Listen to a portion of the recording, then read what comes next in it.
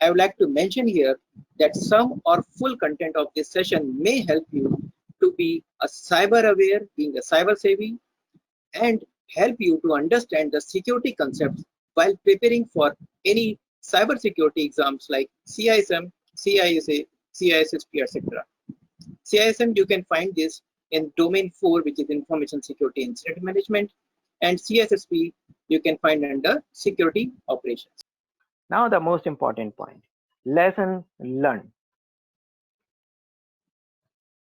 Once the incident response team returns the organization to a normal operating state, all too often the response effort ends without completing an important and final step, conducting a lesson learned session and writing up the result in an incident report. The lesson learned process is designed to provide everyone involvement in the incident response effort and opportunity to reflect on their individual role in the incident and team response. Overall, it's an opportunity to improve the process and technologies used in incident response to better respond to future crises. The most common way to conduct lesson learned is to gather everyone in the same room or connect them via teleconferencing or video conferencing and ask trained facilitator to lead a lesson learned session. Ideally, this facilitator should have played no role in the incident response, leaving him or her with no notions and no preconceived notions about the response. The facilitator should be a neutral party who simply help guide the conversation. Time is of the essence with a lesson learned session because as time passes, details quickly become fuzzy and memories are lost.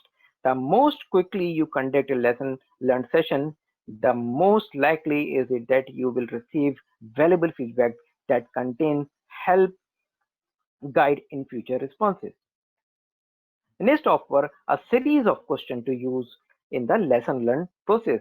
They include exactly what happened and at what time. How well did staff and management perform in dealing with the incident? Were documented procedure followed? Were those procedure adequate? Were any steps or action taken that might have inhibited the recovery? What would the staff and management do differently the next time a similar incident occur? How could information sharing with other organizations have been improved? What corrective action can prevent similar incident in future? What precursors or indicators should be watched for the future to detect similar incident, and what additional tool or resource are needed to detect, analyze, and mitigate future incidents? The response to these questions, if given honestly, will give valuable insight into the state of the organization incident response plan. They can help provide a roadmap of future movement designed to more in a sophisticated security program. The lesson learned facilitator should work with the team leader to document the lesson learned in a report that includes suggested process improvement action. As you make the improvement identified during your lesson learned process, remember to follow your organization's change management procedure and to update your incident response plan as needed. You want to make sure that all of your changes are appropriately tested, approved, and documented. Finally, friends, in addition to your lesson learned, you have to make a lesson learned report. You should also prepare an incident summary report. This is more technical document that details the circumstances surrounding the breach and all the steps taken by responder during the incident response process. The incident summary report creates valuable institutional knowledge that may be used during future incidents and training process. Now I am moving to business continuity planning. Friends, business continuity planning is one of the core responsibility of the information security professional. Meghna, is it like we are running out of time because I have almost 30 more slides, or shall I go ahead? No, sir, I think we can go for another 8-10 minutes. All right, I will try to finish it. And then we can, yes, sir, we can go for another 8 to 10 minutes and then we will start with the question answer round. All right. Do you have any questions so far? Yes, sir, we do have quite a lot of questions. All right. Okay, so let me just quickly complete as much as I can in next 10 to 15 minutes, and then probably we can take the Sure, questions, sir. right? All right. So business continuity planning is one of the core responsibility of the information security profession. Business continuity efforts are a collection of activity designed to keep a business running in the face of adversity. This adversity may come in form of a small scale incident such as a single system failure or a catastrophic incident such as an earthquake or tornado. Business continuity plan may also be activated by man-made disasters such as terrorist attack or hacker intrusion.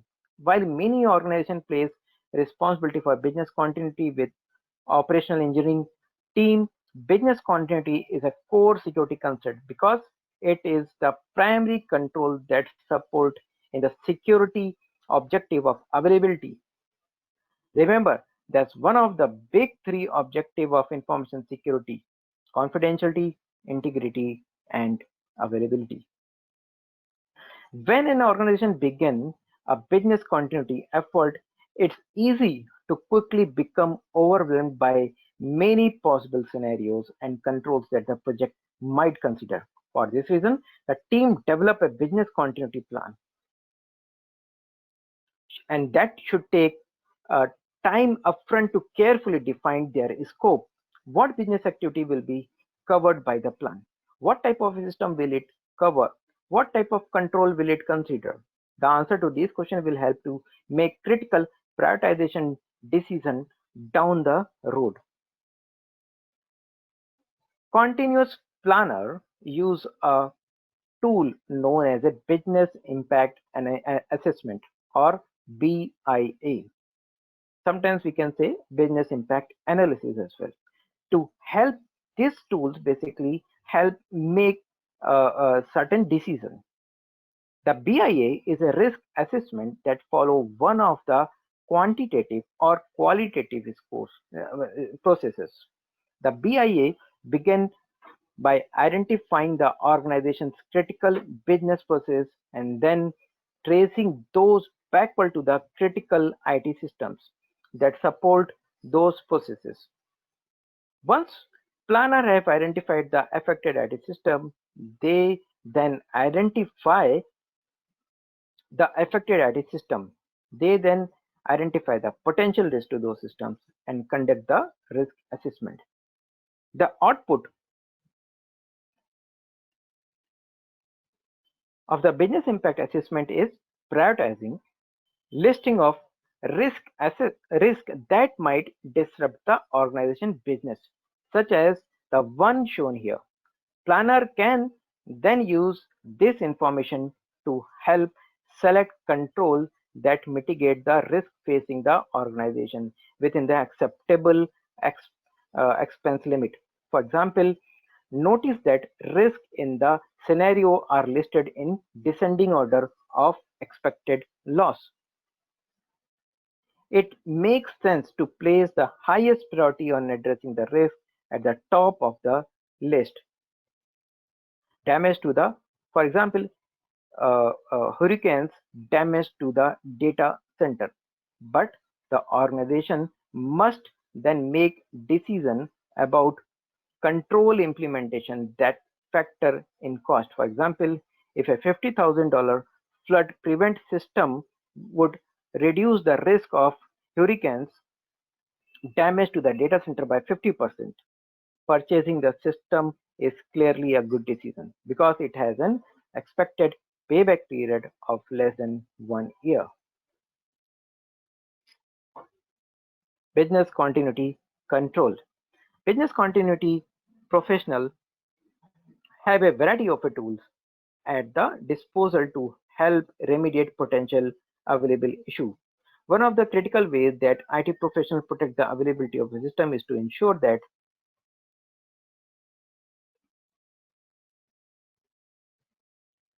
they are redundant. The simple means that systems are designed in such a way that the failure of single component doesn't bring the entire system down. Business can continue in the face of single predictable failure. The single point of failure analysis process provides security professionals with a mechanism to identify and remove single point of failure from their system. Let's look at an example. Here we can have a simple web-based application, a web server protected by a firewall and connected to the internet. As we conduct a single point of failure analysis, we might first notice that the web server itself is a single point of failure. If anything goes wrong with the server, the web service will stop functioning. We can correct the situation by replacing the single web server with a cluster form of servers that are designed to provide web service. The cluster is designed so that if a single server fails, the other server may continue providing service without disruptions. Once we have implemented the cluster, we have removed the server as a single point of failure. Next, we might turn our attention to the firewall, another single point of failure in this scenario. If the firewall goes down, internet user will not be able to reach the web server, rendering the web service unavailable. Therefore, the firewall is also a single point of a failure. We can correct the situation by replacing the firewall with a pair of a high availability of firewalls, where one server as a backup device is standing by to step in immediately if the primary firewall fails. By replacing the single firewall with a high availability pair, we have removed the firewall as a single point of a failure, but we still have yet another single point of failure, the internal and external network connections. As with the web server and firewall, we can as with the web server and firewall, we can a single point of failure by introducing redundancy and having two separate networks for each link. If one fails, the service may continue to operate over the others. The single point of a failure analysis may continue on identifying and remedying issues until either the team stops finding new issues or the cost of single point of failure analysis is important part of the organization's continuity of operations planning effort. Organization should also consider the other risks facing their IT operations. As they conduct IT contingency planning, they should not only consider the single point of a failure but all of the other situations that might jeopardize business continuity. For example, this might include sudden bankrupt of a key vendor or the inability to provide computing or storage capacity needed by the business, or even utility service failure or any other risk that IT management believe may disrupt operation. One final component of business continuity planning that is often overlooked is personal succession planning. Information security technology depends upon a high-skilled team member who develop, configure, and maintain systems and processes. IT leadership should work with human resources to identify those team members who are essential to continue operation and identify potential successor for those positions. That's why when someone leaves the organization, management has have already thought through potential replacement and hopefully provide those successor with the professional development opportunities they need to step in the departing employer's shoes.